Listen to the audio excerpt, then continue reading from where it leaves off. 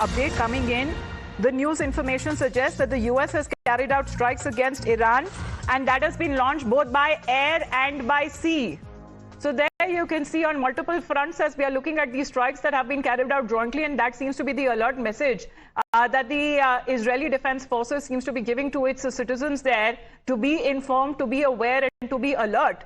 And it seems that this is early morning. It was approximately between 8:30, as it has now been said, according to the time there in Israel, when they seem to have received these alerts on their phones. And their phones are buzzing again. A state of emergency that has been declared, sirens that have been sounded, and people are now being advised to take precaution. And as far as the movement today itself is concerned, that is restricted owing to a weekend in Israel. But this timing is everything. It is all about the timing, isn't it, Mayank? As we speak of these developments that have been taking place, less than 48 hours ago, the leader of the world's biggest democracy was very much present there in Israel. We're talking about Prime Minister Narendra Modi. His plane was the most tracked one of any global leader. And now we are looking at, as far as this preemptive joint strikes that have been carried out both by Israel and US. You brought out a very significant aspect on it. What we need to also understand here at this point, because in the recent time you have been reading, or we have also been talking about at times now, that there is a change in policy from Israel side also, that they are trying to shift their production, which is manufacturing base of defense equipments and armaments, to India. So if you see that, and there is a strategic aspect of, like, let's say, even if one missile hits one of the production facilities of Israel, that can cripple a lot of aspects of the military operations. So interestingly, we are seeing that Israel has also started, in policy terms, they are shifting their manufacturing bases to India. So having seen our Prime Minister being there, and then lots of policy decisions being made, agreements being made, and of course, yes, one point is that whenever a strike is launched, it's very scientifically calculated move. Like what kind of armaments equipments you have, what kind of equipments you will be using initially, and what kind of, if let's say some retaliation takes place, how are you? Well, obviously they wouldn't have carried out the strikes with the presence of the Indian Prime Minister there, but the timing is now coming across as far as of very crucial and significance. This is Donald Trump's first statement coming in on part of these joint strikes that have now been carried out. The United States and Israel have launched these coordinated preemptive strikes, the missile strikes against Iran, with massive explosions that have been reported across Tehran and other key cities as well. And what is being said that this operation has been codenamed as Operation Shield of the Judah. That marks a dramatic escalation in the Middle East. We'll play out the statement that has now been given in by President Donald Trump.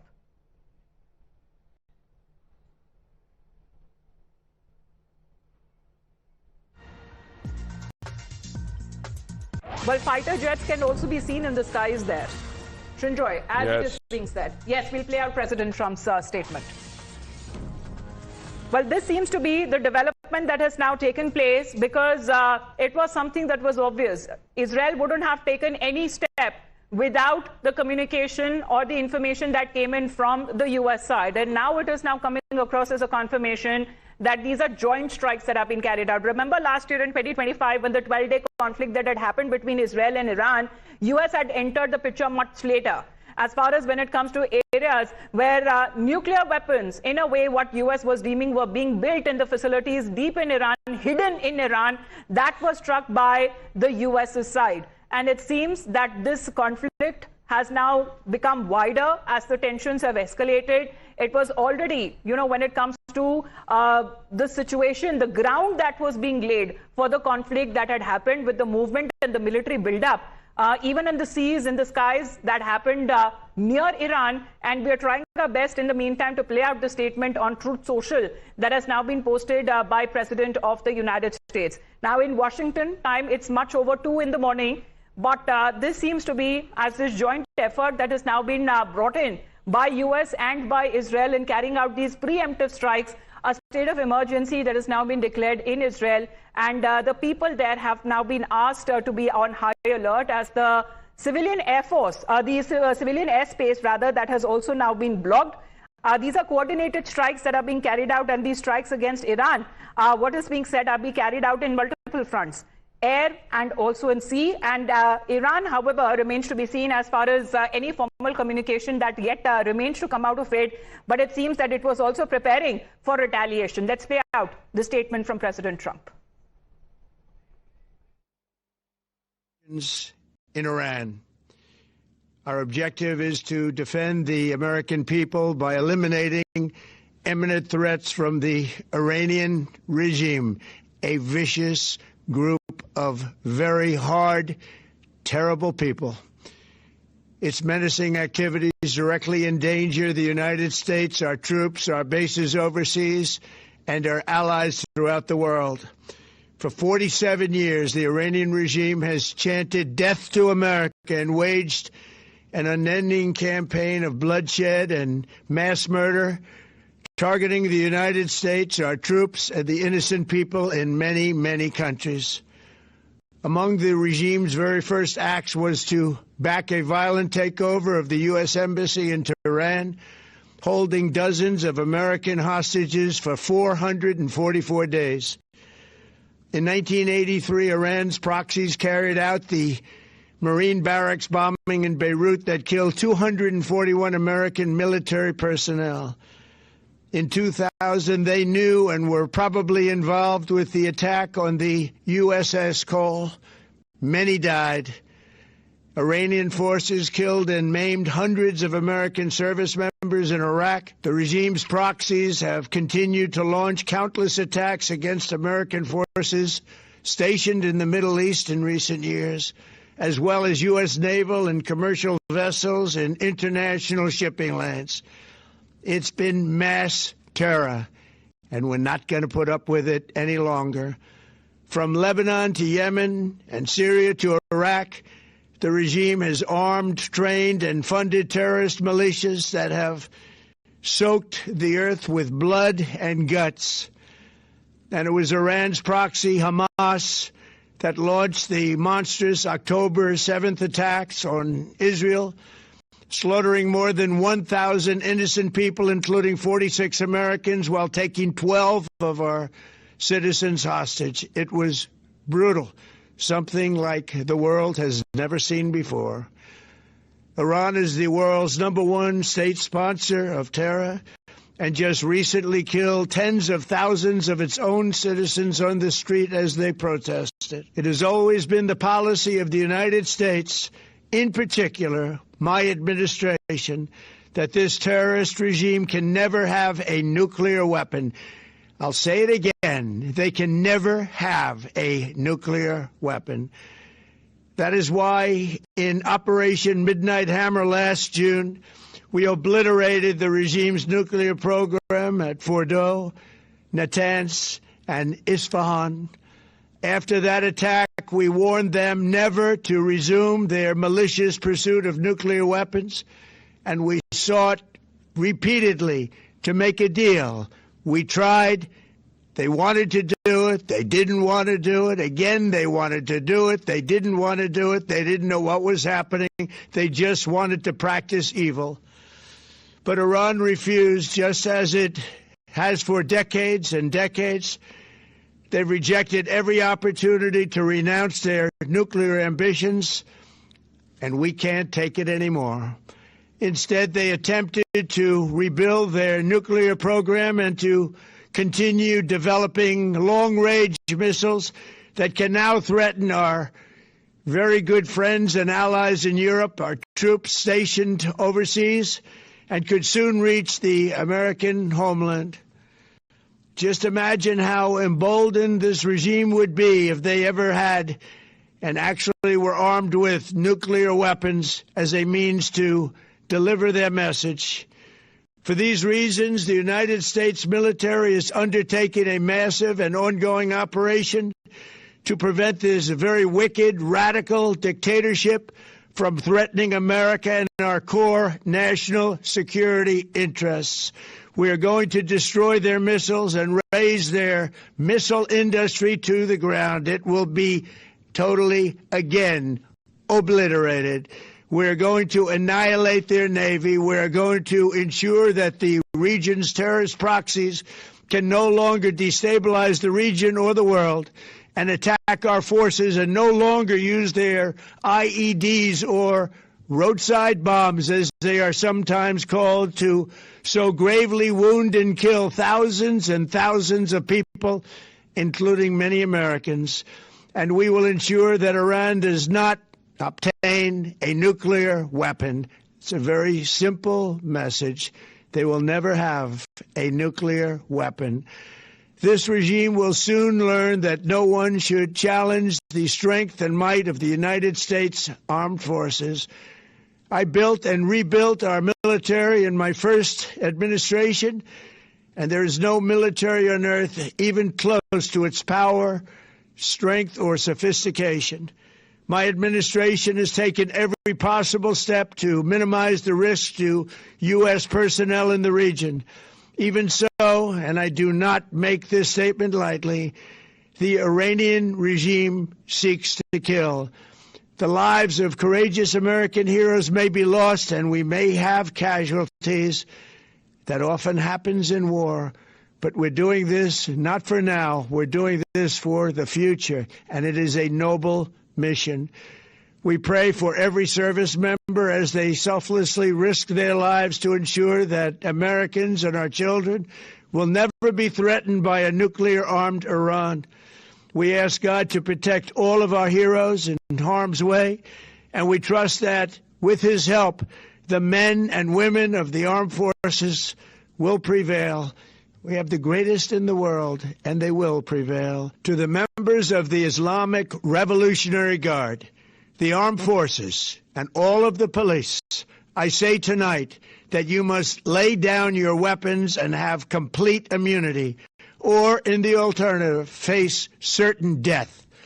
So, lay down your arms. You will be treated fairly with total immunity, or you will face certain death. Finally, to the great, proud people of Iran, I say tonight that the hour of your freedom is at hand. Stay sheltered. Don't leave your home. It's very dangerous outside. Bombs will be dropping everywhere. When we are finished, take over your government. It will be yours to take. This will be probably your only chance for generations. For many years, you have asked for America's help, but you never got it. No president was willing to do what I am willing to do tonight. Now you have a president who is giving you what you want. So let's see how you respond. America is backing you with overwhelming strength and devastating force. Now is the time to seize control of your destiny and to unleash the prosperous and glorious future that is close within your reach. This is the moment for action. Do not let it pass. May God bless the brave men and women of America's armed forces. May God bless the United States of America. May God bless you all. Thank you. 8-minute speech. It's an 8-minute address. Total annihilation, removal of the Islamist Republic regime there in Iran. And that seems to be the promise where President Trump has now called it as a noble task for the future generations for Iran.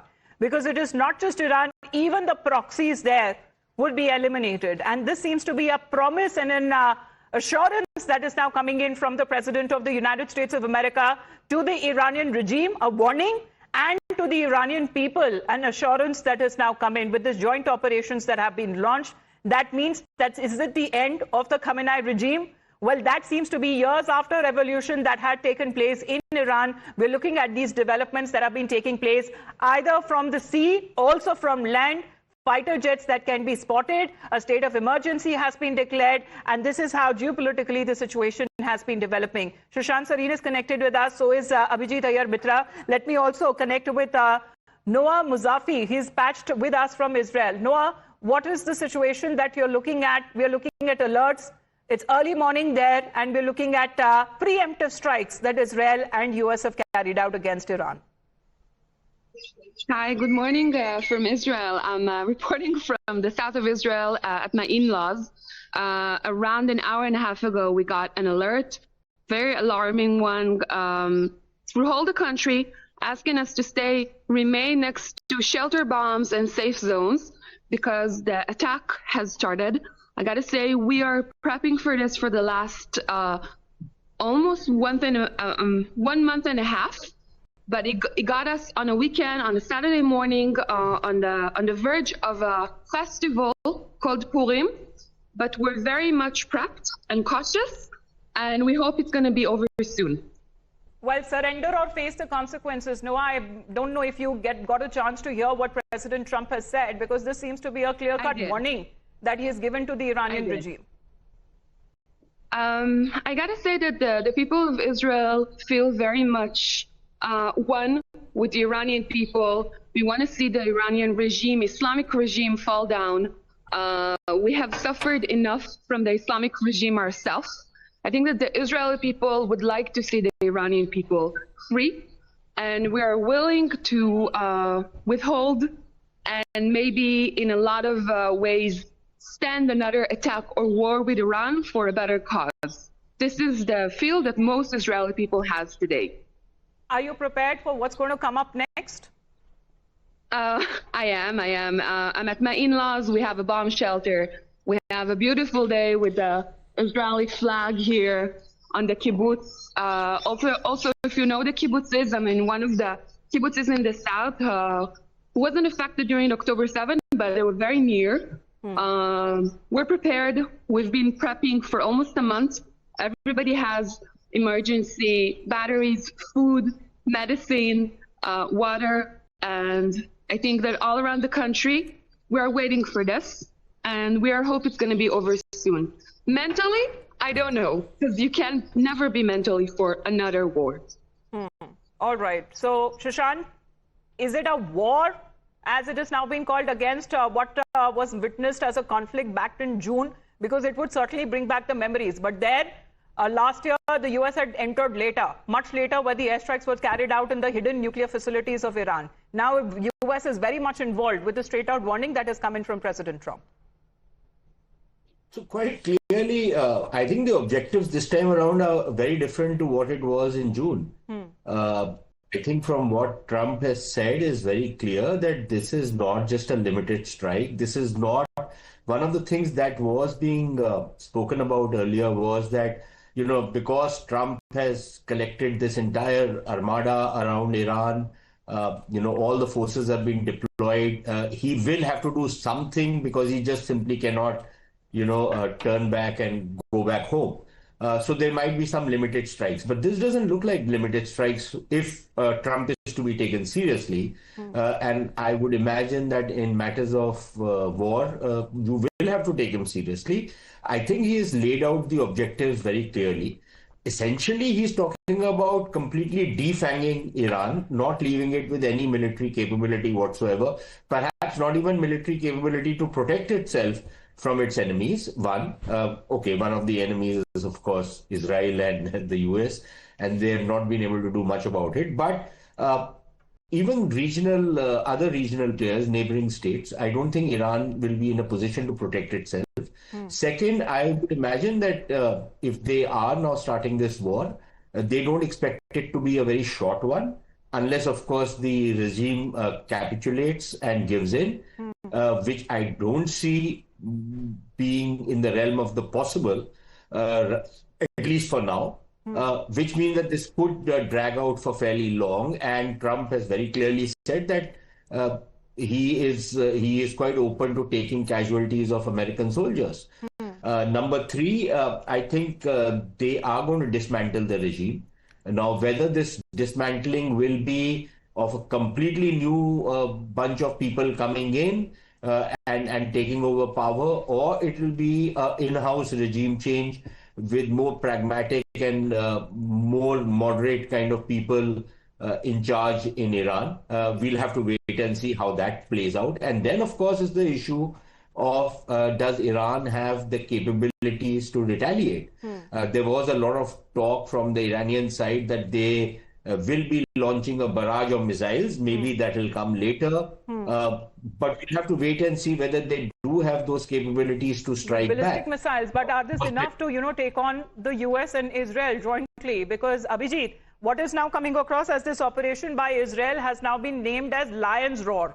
Symbolic as far as pre-revolution Iranian tricolor had the symbol of both the lion and the sun.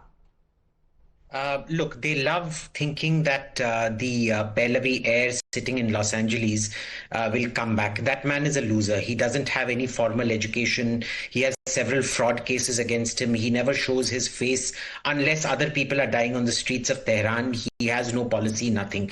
So, you know, I think they use it very well as a cover to show proximity to the people of Iran. Let's focus on the actual operation that's happening. So far as I understand it, Amir Khatami, the head of the Iranian, the commander-in-chief of the Iranian military, has been killed. And it turns out that we have confirmation that Ghulam Hossein Mohseni Ejai, the head of the judiciary, so to say the chief justice of Iran, has also been killed. This seems like full-on leadership targeting. If you remember the last time they killed military leaders, now they have extended it also to civilian leaders. I suspect I have a photo of an attack outside the presidential headquarters on a convoy of some sort on my timeline. That was a Pasteur, the region which the area of Tehran where the presidential headquarters are, and in the background you can see the presidential headquarters. I think they have tried to go after Khamenei this morning. There is confusion. The military sources are saying it's a limited campaign that will last for 4 days. All right. But when we just heard Trump, it did not seem like limited action. I think we're going to play that out again because it's over 2 in the morning as far as in Washington is concerned. But, you know, donning a USA cap, President Trump has now delivered this 8-minute address, clear out warning, complete annihilation, and giving the assurance to the people of Iran. Here's what he said. A short time ago, the United States military began major combat operations in Iran. Our objective is to defend the American people by eliminating imminent threats from the Iranian regime, a vicious group of very hard, terrible people. Its menacing activities directly endanger the United States, our troops, our bases overseas, and our allies throughout the world. For 47 years, the Iranian regime has chanted death to America and waged an unending campaign of bloodshed and mass murder, targeting the United States, our troops, and the innocent people in many, many countries. Among the regime's very first acts was to back a violent takeover of the U.S. Embassy in Tehran, holding dozens of American hostages for 444 days. In 1983, Iran's proxies carried out the Marine barracks bombing in Beirut that killed 241 American military personnel. In 2000, they knew and were probably involved with the attack on the USS Cole. Many died. Iranian forces killed and maimed hundreds of American service members in Iraq. The regime's proxies have continued to launch countless attacks against American forces stationed in the Middle East in recent years, as well as U.S. naval and commercial vessels and international shipping lanes. It's been mass terror, and we're not going to put up with it any longer. From Lebanon to Yemen and Syria to Iraq, the regime has armed, trained, and funded terrorist militias that have soaked the earth with blood and guts. And it was Iran's proxy, Hamas, that launched the monstrous October 7th attacks on Israel, slaughtering more than 1,000 innocent people, including 46 Americans, while taking 12 of our citizens hostage. It was brutal, something like the world has never seen before. Iran is the world's #1 state sponsor of terror and just recently killed tens of thousands of its own citizens on the street as they protested. It has always been the policy of the United States, in particular my administration, that this terrorist regime can never have a nuclear weapon. I'll say it again. They can never have a nuclear weapon. That is why in Operation Midnight Hammer last June, we obliterated the regime's nuclear program at Fordow, Natanz, and Isfahan. After that attack, we warned them never to resume their malicious pursuit of nuclear weapons, and we sought repeatedly to make a deal. We tried. They wanted to do it. They didn't want to do it. Again, they wanted to do it. They didn't want to do it. They didn't know what was happening. They just wanted to practice evil. But Iran refused, just as it has for decades and decades. They've rejected every opportunity to renounce their nuclear ambitions, and we can't take it anymore. Instead, they attempted to rebuild their nuclear program and to continue developing long-range missiles that can now threaten our very good friends and allies in Europe, our troops stationed overseas, and could soon reach the American homeland. Just imagine how emboldened this regime would be if they ever had and actually were armed with nuclear weapons as a means to deliver their message. For these reasons, the United States military is undertaking a massive and ongoing operation to prevent this very wicked, radical dictatorship from threatening America and our core national security interests. We are going to destroy their missiles and raise their missile industry to the ground. It will be totally, again, obliterated. We're going to annihilate their Navy. We're going to ensure that the region's terrorist proxies can no longer destabilize the region or the world and attack our forces and no longer use their IEDs or roadside bombs, as they are sometimes called, to so gravely wound and kill thousands and thousands of people, including many Americans. And we will ensure that Iran does not obtain a nuclear weapon. It's a very simple message. They will never have a nuclear weapon. This regime will soon learn that no one should challenge the strength and might of the United States Armed Forces. I built and rebuilt our military in my first administration, and there is no military on earth even close to its power, strength, or sophistication. My administration has taken every possible step to minimize the risk to U.S. personnel in the region. Even so, and I do not make this statement lightly, the Iranian regime seeks to kill. The lives of courageous American heroes may be lost, and we may have casualties. That often happens in war.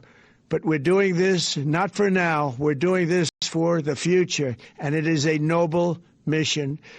We pray for every service member as they selflessly risk their lives to ensure that Americans and our children will never be threatened by a nuclear-armed Iran. We ask God to protect all of our heroes in harm's way, and we trust that with his help, the men and women of the armed forces will prevail. We have the greatest in the world, and they will prevail. To the members of the Islamic Revolutionary Guard, the armed forces, and all of the police, I say tonight that you must lay down your weapons and have complete immunity, or, in the alternative, face certain death. So, lay down your arms. You will be treated fairly with total immunity, or you will face certain death. Finally, to the great, proud people of Iran, I say tonight that the hour of your freedom is at hand. Stay sheltered. Don't leave your home. It's very dangerous outside. Bombs will be dropping everywhere. When we are finished, take over your government. It will be yours to take. This will be probably your only chance for generations. For many years, you have asked for America's help, but you never got it. No president was willing to do what I am willing to do tonight.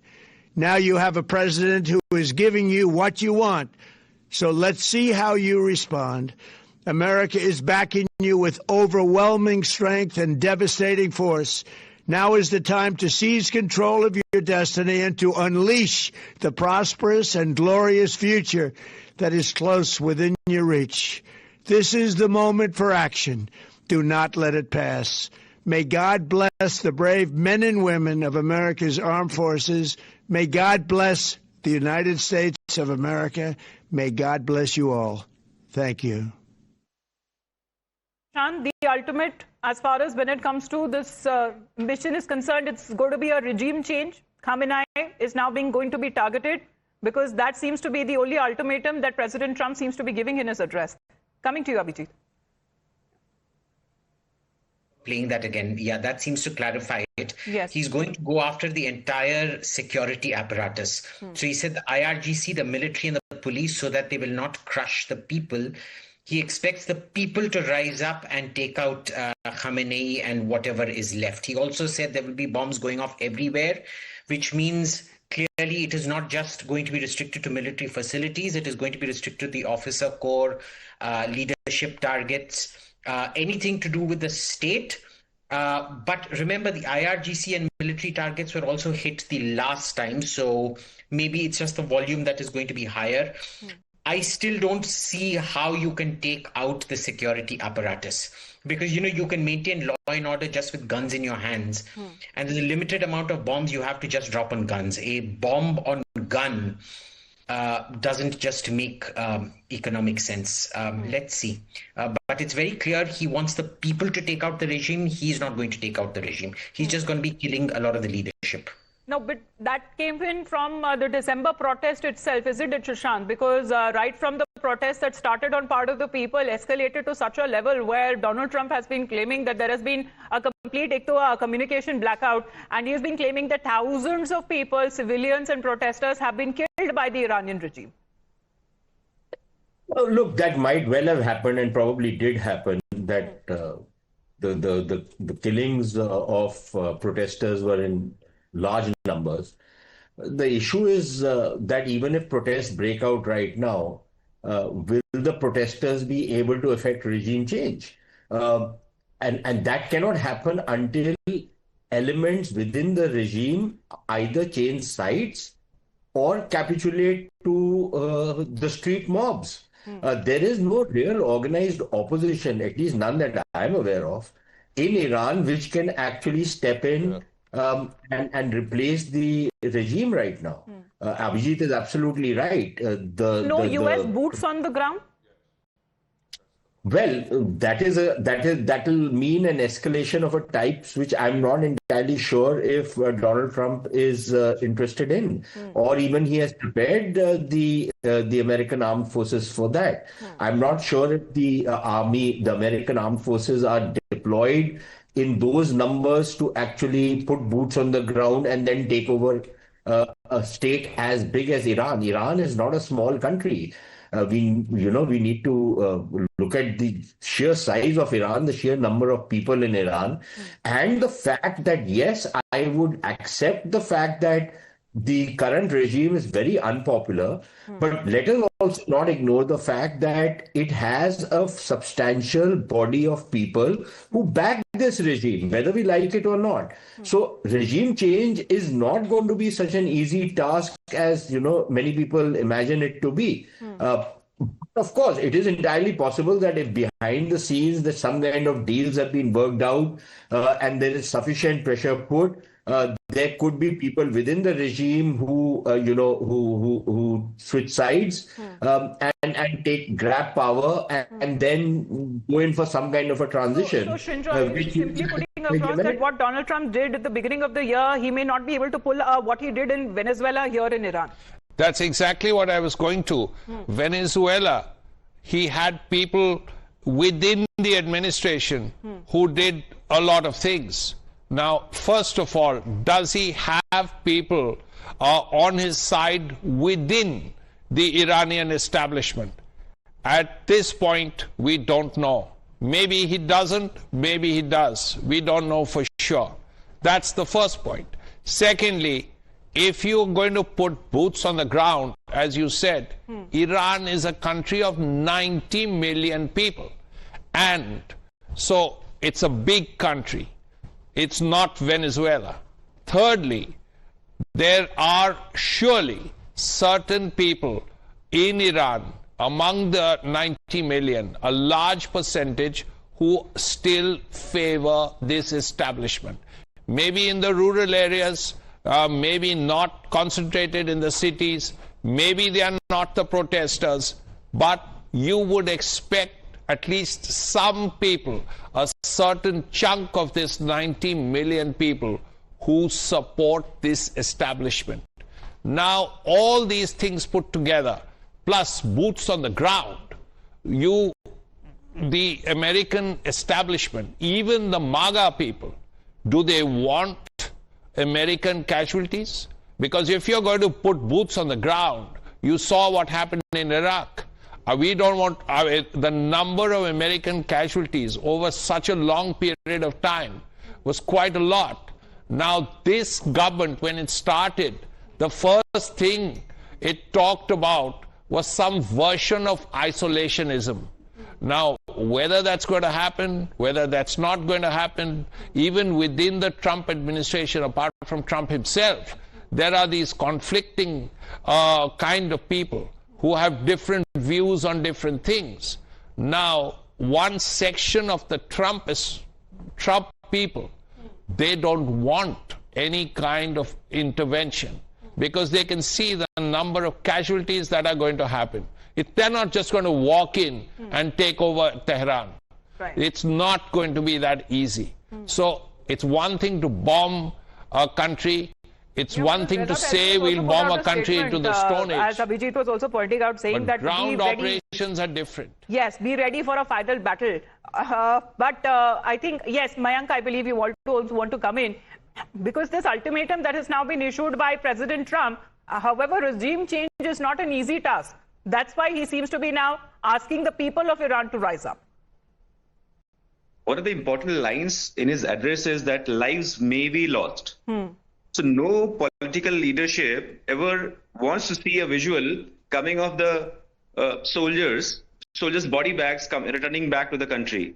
So it means that everything has been calculated and there is a kind of agreement that it may be prolonged. That line is very important to be discussed and talked about. And as all our experts have already said it, and also the President Trump has also emphasized that there is a very flourishing missile program.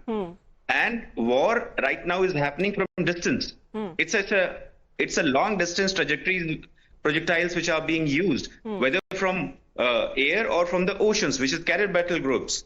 So if you see, and coming to the boots on grounds, emphatically we will have to think about the operations which took place in Iraq and also in Afghanistan.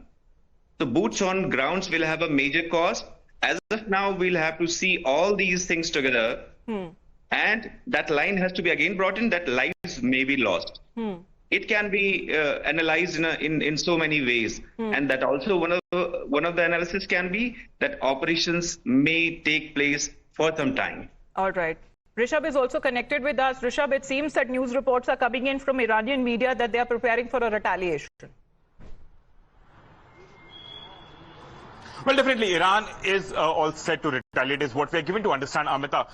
Many experts that we have spoken to in Tehran, in Tel Aviv, or here in Delhi, who understand West Asia, suggest that Iran will have to hit back very promptly and very quickly. Otherwise, the message would go that Iran is weak. Remember, the B-2 bombers came in, bombed certain nuclear sites in Iran and left. Back then, there were a lot of questions that were raised on Khamenei's leadership as well, that what are we doing? Then we saw the protests that took place in November and December, and quite volatile situation on the streets of Tehran and almost all the 28 provinces of Iran. Now that there has been a hit in downtown Tehran, where the office and residence of the supreme leader happens to be, and when Iran suggests that all the senior leadership was on target, if Iran does not hit back, the message would be loud and clear that Iran does not have the might to take on Israel and US. This is what many within the security apparatus of Tehran believe, and that's the reason that now they say that we are prepared, we had enough time to prepare for such strikes, and we will hit back. Remains to be seen when that happens. Remember, last time also it was 3 to 4 days before Iran could retaliate. This time around, remains to be seen whether it would be immediate, whether they'll wait for opportune time, or whether they'll wait for Iran, America and Israel to put their guards down before they hit. But Abhijit, would Iran would have had, that ample time since June last year to actually, undo the damage that was incurred at its facilities by the US strikes, to be better prepared this time to take on? Because the fight is happening from both sides, from Israel and from US. Well, Shashank, if you want to take that question, is Iran better prepared? We'll get to know in a couple of hours, maybe in a couple of days. But look, the kind of beating that Iran had got last time, the only thing they had were missiles which they could lob at Israel. But do they have those missile, stockpiles in adequate numbers to create enough damage so that this war stops? We'll find out. Will the Americans and the Israelis, use different kind of warfare to ensure that the Iranian missiles are not able to strike them? Secondly, I think, Shashank, Iran has been more than ready, because there seems to be reports coming in from the Israeli side that emergency sirens are now being sounded and the people have been advised to seek shelter. And this seems to be the retaliation that Iran seems to be now talking of. It seems to be much better prepared than June last year. It took several days, rather, when it comes to launching its retaliation. Now it seems that Iran has fired these counter missiles towards Israel. And this is coming in from the IDF, where the air defense system, Shinjoy, popularly known as the Iron Dome, has now been activated in Israel. Yes, it's very effective. But even if it's very effective, it's 90% effective, it's 95% effective. There's always the concern about 1, 2, 5 missiles going through. And even if there are few that go through, they can cause significant damage.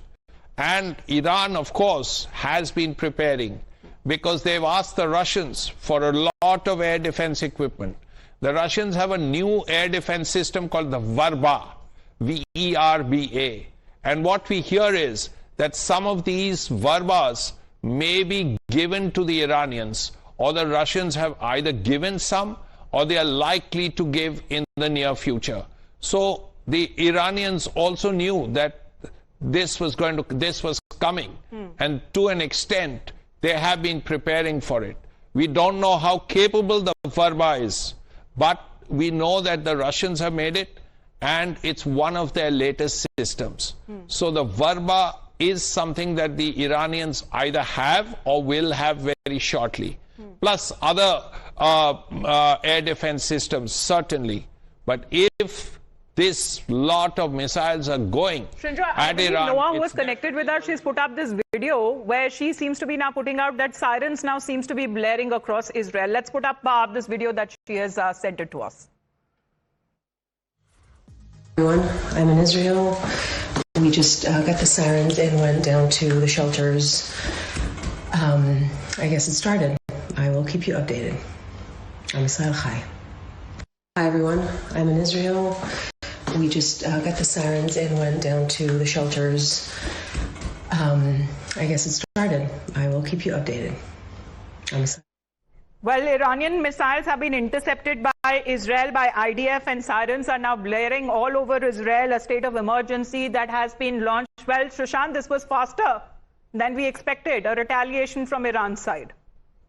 No, look, let's be very clear. The Iranians have been expecting an attack on themselves, and so they would certainly be preparing. The question is not whether they don't have any arsenal to fire back. The question is, what are the kind of stockpiles they have, and how much damage can they actually cause? Can they cause enough damage to stop the joint operation of Israel and the United States to effect regime change in Iran?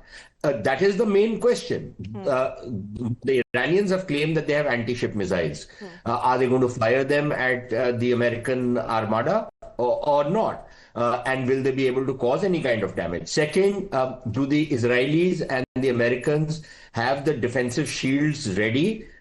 It's one thing to have Iron Dome, but Iron Dome has not proved to be particularly effective against ballistic missiles. And like Shinjoy said, some of them will get through. How much damage they cause remains to be seen. The question is that the counter retaliation, which then takes place from the American and the Israeli side, do they manage to take out the Iranian missiles and their launching systems? So, we are just talking about, we are just about 2 or 3 hours into this conflict.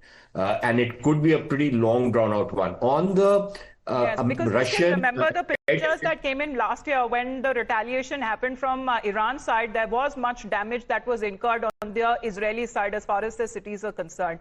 How well prepared is, both sides, Iran and Israel?